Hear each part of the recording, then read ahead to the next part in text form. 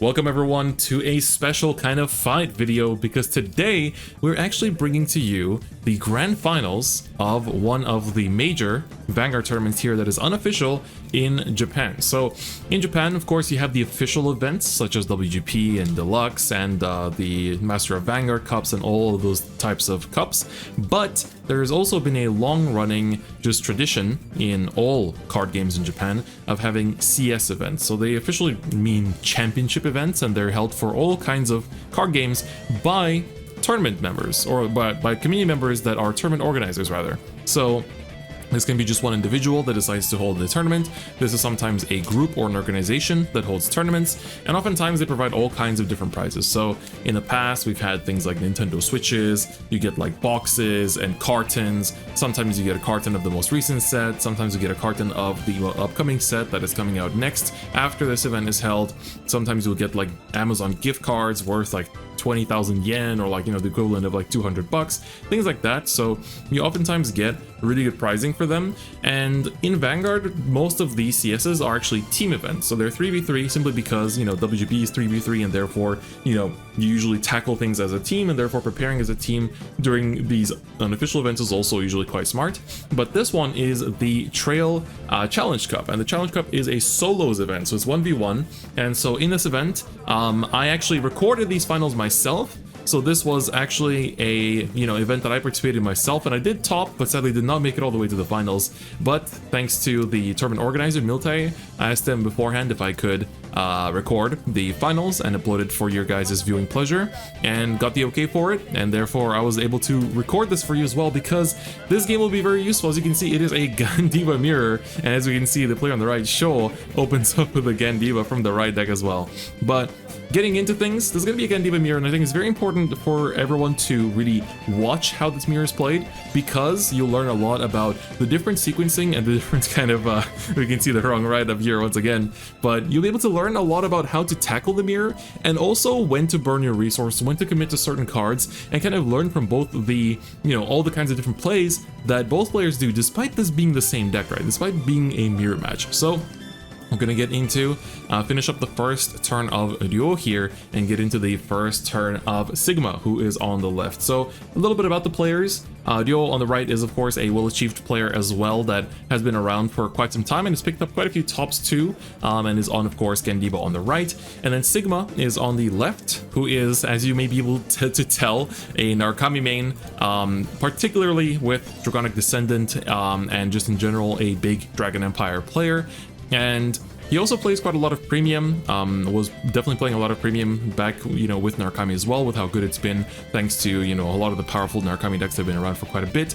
And he's also quite passionate about interacting with, you know, English communities, and just in general trying to help bridge that gap between Japanese and English communities. But getting back into the game, we can see some early blows and early trades. So we see the free ride up here for Sigma, and we see that, you know, both players are trying to stay at 0 damage, knowing fully well how explosive the Gandiva deck is on turn 3, and of course it being a race of who can make to 5 bind on turn 3 first. So we're gonna see the ride up here for Ryo, gonna be going into that Gandiva, and of course using the cycle card here as well in order to draw an additional card. Of course it does use up a soul as well, but we're gonna have to see how they're gonna build up into the 5 bind. And what's important is really how you use your effects in these early turns, especially the turn 3, because sometimes you do open the nuts and you just find all the different effects. And here we can see they're confirming, of course, the contents of the top 5.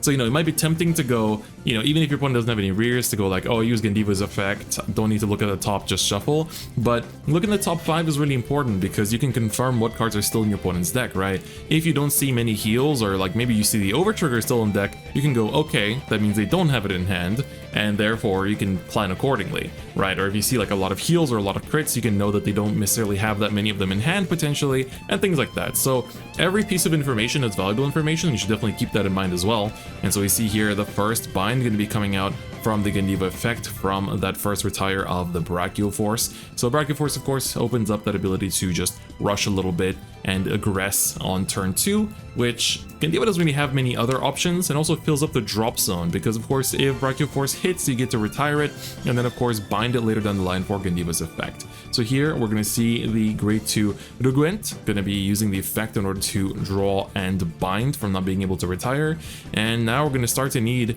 to see some counter chargers or something, but looks like that's it. Just 2 cards in the bind zone. Gonna be swinging, no guard though, and no triggers on the drive check whatsoever. We see both players have seen a best harvest go to the damage zone, and we're gonna see Sigma go to 2 damage here. So now it's gonna be time for Sigma's own Gandiva turn. We see a lot of pieces in the hand as well in terms of building up the bind zone, so hitting 5 for Sigma should be no problem, but it'll be interesting to see how far he's gonna go. So we see, of course, the Gandiva FFR here being ridden. You'll see the little Chi-Yu on the bottom side here at the top of the playmat. You know, just another little fitting kind of Dragon Empire-esque card used as a little emblem. So here we see, you know, the top 5, of course, you are looking for that grade 2, so the top 5 is very important. But you can judge, you know, you see like draws, it's like, okay, you see the fronts, you know they're not playing the draws. So you can definitely read a lot from the top 5, and it's definitely very important to keep that in mind as well. So now we're going to see the 2 triggers being bound here, the front as well as the heel are going to be put into the bind zone. So now we're going to be at 2, get the 2 draw as well, and now it's going to be time to see where is this going to go. We're going to call down the Rugwent here once again, CB1 draw 1 and bind that Brachioforce plus 6k now to the front row. And of course the Stirguna, this card is absolutely incredible and honestly in my opinion the carry of the deck, because it is the only card in the deck that actually gets you, you know, outside of Gandiva high rolling and you retiring 4 cards, it is the only card that provides 2 cards of bind at once, right? Because you bind your own rear and then you bind one from the effect too. And I think that that is what makes it one of the most valuable pieces in the deck entirely. And that's why it is rated so highly in this deck too. Ooh, and we see the committing to the alpha card, double alpha card being committed here already. Gonna be going to that 5 attacks. Now, when your opponent's at 1 damage, that is something you need to think about, right? So right now I think we're at 7 cards in the bind zone, so I think it's pretty smart to use the right deck card that is in the bind zone as a separation of when you've hit 5. So we also see the power markers that help to denote the actual power values here. So plus 14 meaning there's a 24, 15k is enough to guard this. This is going to be a 32. So front is actually barely enough here. I wonder if Dio is going to just take this Gandiva swing potentially. We're going to resolve the counter charger first, and then going to resolve the first alpha card to like a top 5 and call 1. And he does still have enough soul to maybe use another Stirguna if he finds it, and he does. Alright, so this allows you to basically get up to almost 10 cards in bind zone already. So currently we're at plus 16, and now if you use this Stirguna, you actually bind 2 more, so it's going to be plus 20. So we see the 2 polar opposites between the playstyles, right? Or not necessarily the playstyles, but just the cards that have been dealt, and the difference of how much CB you give Gandiva as well, right? So here, of course, before we use anything else, we're going to finish the all of the alpha cards. So of course, there's still more to come, and we're going to just call out alpha card there as well. A little bit risky, but I think there was no other better target. You don't really want to be calling PGs or triggers, and in the end, the mirror match definitely comes down to who has more alpha cards at one point or another, because you expect this game to go on very long. Like, you expect to hit the late game, you expect to exhaust your resources, which is why, you know, contrary to what you may be thinking, burning through all of your binding cards the way that Sigma has been doing so far can also come back to bite you. So you have to keep that in mind, because this is something that, you know, obviously you're not retiring cards here, but if you have best harvest and whatnot, it can be good enough to just like settle for 5 bind on your first grade 3 turn and then keep the pieces in your hand for later turns when you can pair with the best harvest and draw cards anyway. Ooh, we see the crit come through. There's gonna be 3 damage all in one. An alpha card comes through as well for next turn. That's gonna be very, very important. And so here we see the heal is gonna be effective here for Duel. Gonna be keeping him at 3 damage, and the OT comes out, shuts down the turn here. So of course, the push was good. And of course, the bind zone has been set up very effectively, and now the overtrigger is out of the question. There is no more worrying about that. And now it's up to see if we have the persona right for Duo. We do have it, so that's gonna be another plus 10k buff to the front row. And now it really comes down to what else? What other parts does Duo have in hand that can help to build up this bind zone to help push out that advantage? So we're gonna check top 5, target 2 and 3. And we hit both 2 and 3, so that's going to be a double retire. Best Harvest was also proc, so that's going to be, of course, the double retire, the double bind, as well as double draw. So normally, of course, you retire 2, you don't get the extra draw from Gandiva, but Best Harvest does compensate for that. So definitely a match made in heaven here between Gandiva and Best Harvest. So we have the plus 10Ks distributed from the Persona ride, and then I'm assuming that once the bind zone is all set up before we go into battle phase, we will get another power denotation. So right now we are at 4 cards in bind zone. The crit is not active just yet, and of course, have to also see, look at a big hand as well. So let's see what else is going to be played out. Don't see too many binders here, but looks like we are going to get one more in there, one more in the tank with that Ruguent. So now we are at the plus 10k with the extra crit on the front row, thanks to Gandiva. So definitely a good push. Do we have a Stirgun in here? Oh, looks like preparing the double Alpha car, but deciding against calling that second one. Of course, you don't have the CB, so you want to call down that countercharger to make sure that one of them can swing. And I think, honestly, keeping these Alpha Car is also quite good, just because, like, once one side here runs out of Alpha Car, you start to run into the situation where one player can keep producing 4 attacks per turn, the other one is just bashing 3 times and just kind of choking the opponent at 4.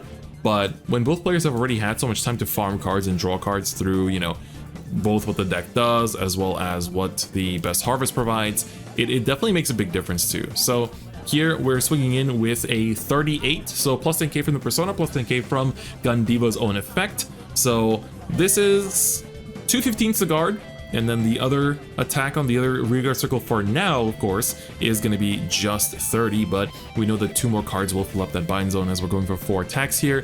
I think it kind of depends how you want to play this. We don't see... I don't think I saw Perfect Guard in there, unless we saw one earlier from Sigma's side. So I think if you're unsure about how the Vanguard swing is going to go, you may want to keep yourself at 2 here. Drops the 215s, of course, the Bang Dream critical triggers, and then we're going to use the countercharger. I really like the separation of piles as well. It makes it very easy to tell, you know, once you've hit 5, you just like distribute it into different piles of 5.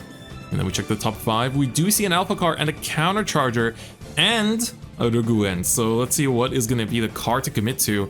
If you call down the Alpha Car, you do potentially give up one of your multi-attackers. I think that calling the Ruguen is better here. You know, this way, even if it gets retired, you're not losing out on any multi-attacking. Because at the end of the day, everything in your deck does do the retires, bind, and draw. And at this point, you're basically coming in with big numbers, and you want to make sure that you can keep punching with these big numbers with multi-attack to back it up. Oh, I think we might be seeing a no-guard here from Sigma. He's thinking about it. So 33-37 with the 2 crit. And we haven't seen too many triggers yet from Ryo's side. So that is the part where things definitely are a little bit worrisome. And it's like a 6 or 7 card hand. So 37, if you wanted to block that regularly, you could go to... 37 is a bit of an awkward number, so you could go to, yeah, 2 15s and a 5k. That goes to exactly 2 to pass. We're gonna see, all right, no triggers. And now you're left in a situation where if you want to push for game, you might want to be pushing with these numbers, but there's also the option of potentially passing with checks the heal trigger there. You're also kind of like, if you do, whoa, defensive OT on both player sides. All right, OTs are out. I think at the exact same timing for both players as well, just kind of like shutting down each other's offensive a little bit, but managed to force out, you know, even if it is a shutdown of offensive, you know, Ryo still managed to push out a lot of cards from hand on the side of Stirgun. Ooh, we see the whiff there, I believe. No grade 2s from the top 5 of Gandiva. That CB1 is expensive. And Ryo made a really good job here of setting up the board, because you can see that, you know, there's no grade 1s left on board, there's no grade 3s. You know, oftentimes we see Gandiva players pass on a grade 2 and a grade 3 on board, but by passing on just grade 2s, that makes it so that, you know, Gandiva can actually whiff. The top 5 can whiff, and now you start seeing the problem of having exhausted all of those bind pieces so much, where the greater hand advantage is on Ryo's side, right? Because at the end of the day, when you're building up the bind that hard on your grade 3 turn, you are drawing here and there, but all your draws are self-replacing in that sense, simply because you're drawing, calling, so everything kind of comes in, comes out. And here we see that, you know, Sigma's hand is not necessarily huge, but the numbers are so big, you just have to push. You want to make it to 4 damage this turn because your kill pressure doesn't really start until you're there. Especially now that both OTs are out for both players, there's no random like Gandiva swing, check OT, swing again with that big crit, you know, to pressure for game. So now we see the Brachio gonna go to rear. This is really big because even if you run out of binders, you can actually swing to rear, and as long as you retire something, you can still bind cards. So don't forget that part about Gandiva, is that every time your opponent's Vanguard is retired, you bind one. Even if you retire through attacking, it will still proc. So here, if the Brachio hits, you get to retire the thing that it attacks into, and then proc Brachio to also retire another thing. So that is also a very important part of the effect. So we're going to see here how things are going to pace out.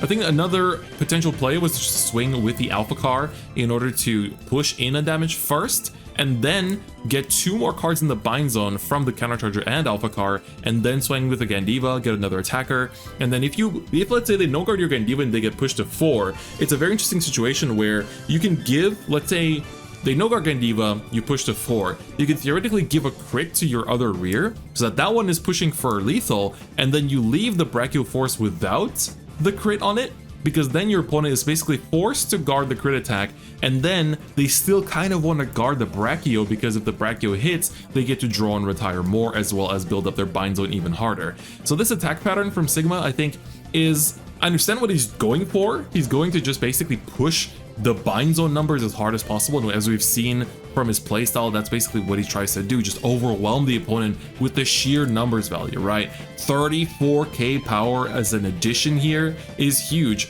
and now the top 5 finds a Gandiva, so that is one less Persona Ride as well for this matchup that is supposed to go into the long game. So it's going to be kind of rough. Both players are 2 damage, and oddly enough, even though they've been like healing and OTing and keeping themselves at low damage, I think we've only seen like 1 or 2 heals from each player. So in terms of heals, I think there's still plenty.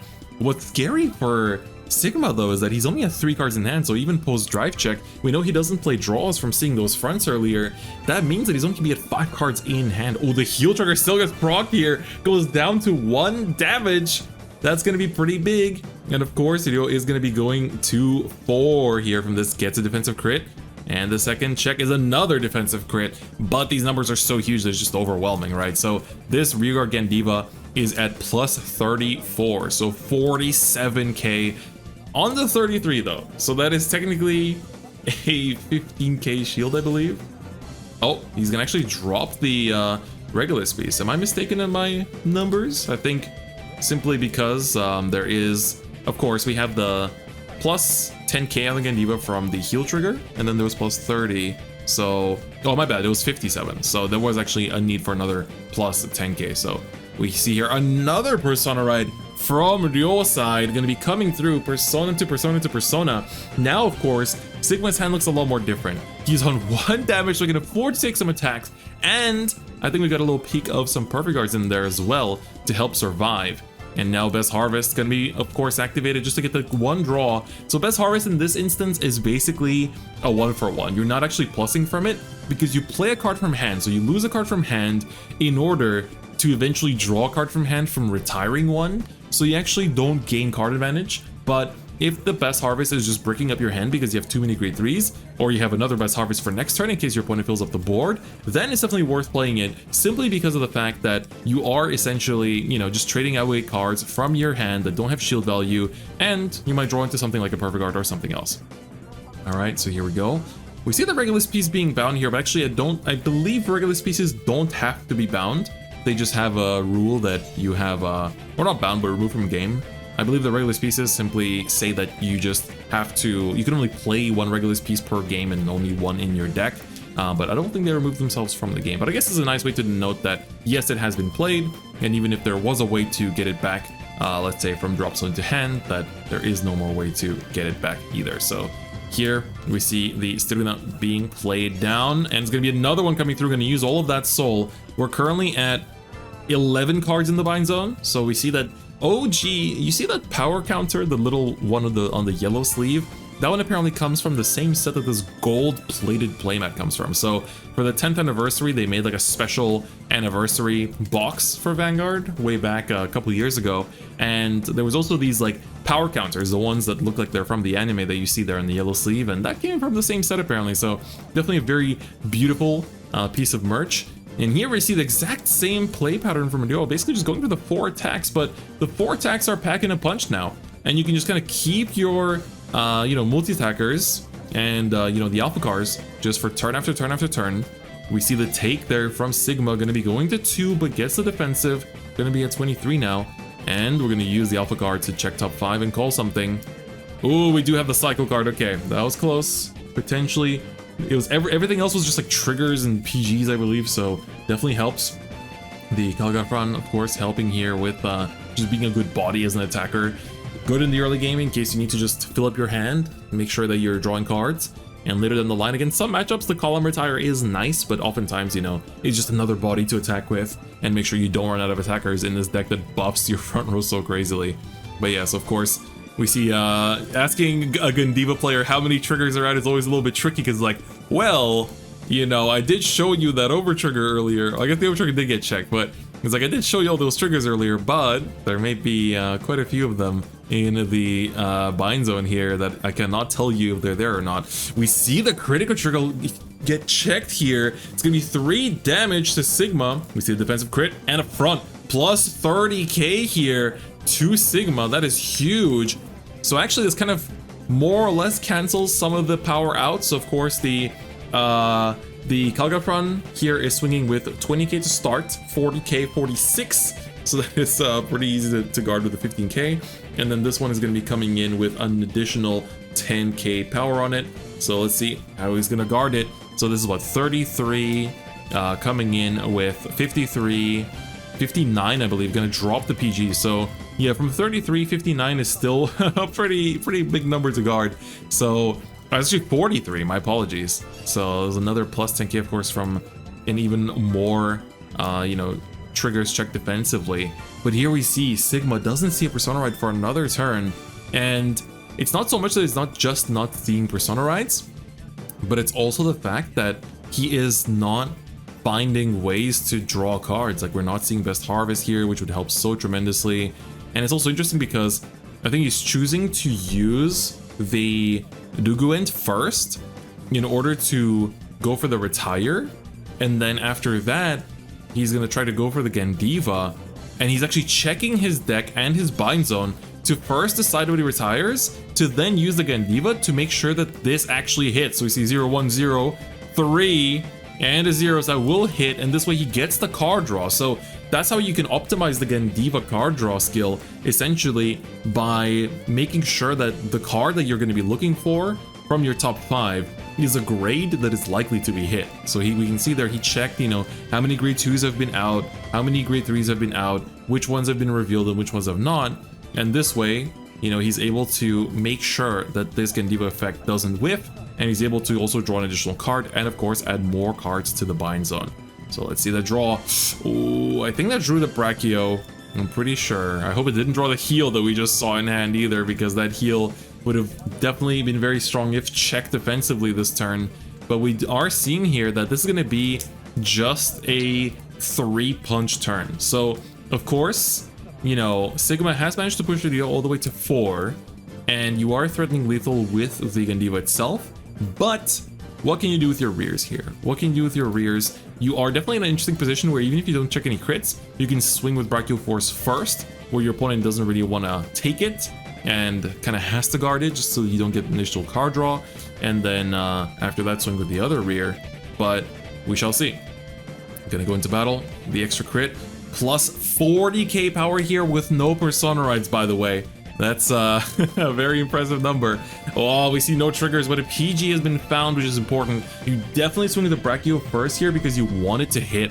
Because of course, if you swing with the other rear, your opponent might just take it. Here you can swing Brachio, force into guard, and just pass. Because in this case, if you give them the 1 CB, they can use their Gandiva, they can build up their bind zone even more. And of course, also, if I think all alpha cards should be out, but in case there still is one out in the deck somewhere or in the hand, then that means that that 1 CB will also open up the use of that. So I think now we're checking some cards in the drop zone. Is it alpha card? Is it something else? Again, asking a Diva player is like, how many of this or that do you have? It's like, sorry, I can tell you what's public knowledge, but the bind zone, the face down bind zone, you cannot access as the opponent. You know, the face up bind zone, of course, is open public knowledge to both players, but face down bind zone is a private territory that, you know, you are not able to see. And we do see that Adio's hand has definitely dwindled down a fair bit. We're going to see the pass. I think this is very important because you have 2 PGs in hand and a little bit of shield value, but plus 24k buff, plus 26k buff, sorry. Especially if there's no Persona Ride, it's going to be still pretty big no matter what, right? Even if you call 5k, oh, the Persona Ride still comes through. Make that a 36. He's managed to Persona Ride every single turn here, which definitely is making the scaling go crazy, and especially that extra card draw you get from Persona Riding too in this mirror match is very, very important. And sees another Best Harvest. That's crazy. This Best Harvest is so important because he's been seeing it every single turn, and that's why he used it for the 1-for-1 last turn as well, because you can kind of read just from watching the game state that, like, if you're using Best Harvest for a 1-for-1, chances are you have another one in hand for next turn as well. So you can kind of expect it to be the case as well. All right, so now we're at plus 30k pump from the Gandiva effect alone.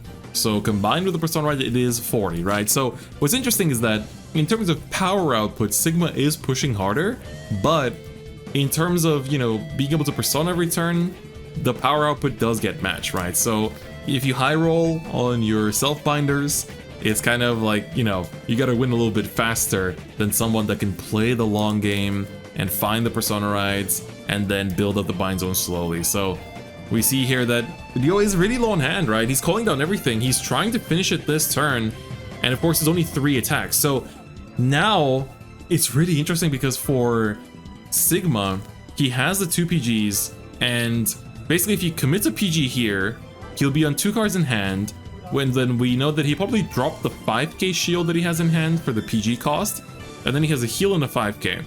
So actually the heal and the 5k cannot actually block anything, and even the Vanguard too is like, you know, it's coming in with like what, 23, 33, like 53, so there's no easy way to even like 1 or 2 to pass it either.